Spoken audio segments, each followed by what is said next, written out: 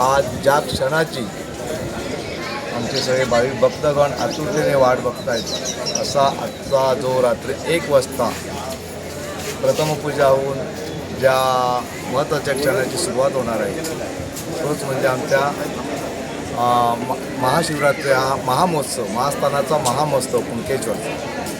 आज रात्री बरोबर 1 वाजता प्रथमपूजा होऊन त्याच्यानंतर मान्यवरांचे कलेक्टर म्हणा जिल्हा पोलीस अधीक्षक म्हणा या सर्वांचे प्रांत तहसीलदार यांच्या हस्ते पूजा होऊन त्याच्यानंतर बरोबर 2:30 वाजता या ठिकाणी दर्शन रांगा चालू होती। आता तुम्ही म्हटल्याप्रमाणे गेली 2 ते 2.5 महिने या ठिकाणी या महामहोत्सवाची मोठ्या जल्लोषात या ठिकाणी युद्धपातळीवरून तयारी चालू आहे। त्याप्रमाणे आज जवळजवळ सर्व कामं पूर्ण झालेली आहेत। आता बघितल्यानंतर तुमच्या लक्षात येईल की यावेळेला आमच्या ट्रस्टने ग्रामपंचायतीने ग्रामस्थाने शासन असेल आमचे पालकमंत्री असतील सर्वच शासकीय ज्या काही खाती आहेत की सर्वच या ठिकाणी त्याच्यासाठी 4-5 वेळा नियोजनाची बैठक झाली। त्या बैठकीप्रमाणे हे बऱ्याच गोष्टी या ठिकाणी ट्रस्टने ग्रामस्थांनी या ठिकाणी वाढवलेल्या आहेत। त्याच्यात बोलायचं म्हणजे रोषणाई आपण डबल वाढवलेली आहे। या थंड कूलर पाण्याची व्यवस्था या ठिकाणी चांगल्यापैकी केलेली आहे।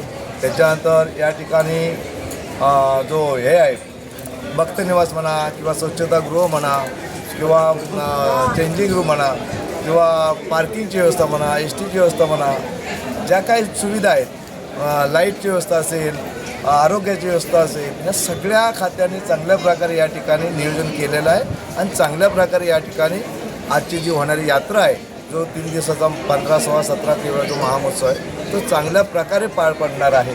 या ठिकाणी मगाशी सांगितल्याप्रमाणे बऱ्याच गोष्टी या ठिकाणी वाढवलेल्या आहेत की आज ज्या भाविक भक्तांच्या गरजेच्या आहेत। याच्यामध्ये हिरकणीचा एक सुद्धा आपण या ठिकाणी वाढ केलेली आहे।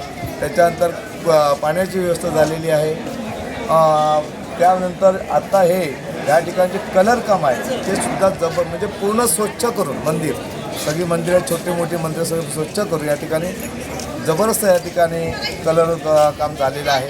त्याच्यानंतर फुलांची सजावट फुलांच्या सजावटीमध्ये सुद्धा आम्ही या ठिकाणी वाढ केलेली आहे। डोक्या सजावटीच्या प्रत्येक गोष्टीमध्ये वाढ केलेली आहे आणि आता ती वाढ केल्यानंतर ते काम बघितल्यानंतर या सौंदर्यात एवढी भर पडलेली आहे की येणारा भाविक भक्तगण आनंदात सुखात समाधानात गुण्यात गोविंदात। आता एक भैरव मंदिर म्हणून आज जवळ तुम्ही बघितलात तर भैरव म्हणून म्हणजे आता हे काम पूर्ण झालेलं आहे। म्हणजे इतिहासाचा म्हणजे त्यावेळेचा जो काय प्राचीन किंवा पारंपरिकता त्यावेळीची त्याचा एक उदाहरण म्हणून या ठिकाणी केलेलं आहे। ते सुद्धा आज काम सुंदर झालेलं आहे। म्हणजे आल्या पहिलं दर्शन त्यांचं होतं आमच्या मंदिराचं तर दर्शन पहिलं झाल्यानंतर सुद्धा जवळजवळ 50% आमचा भाविक भक्तगण आनंदी होणार आहे। त्याच्यानंतर दर्शन घेतल्यानंतर आणि तो आनंदी होणार आहे। आणि हे सगळं जे काय आहे किंवा निसर्गाने जे काय दिलेलं आहे सगळं जबरदस्त या ठिकाणी त्याचं नियोजन झालेलं आहे।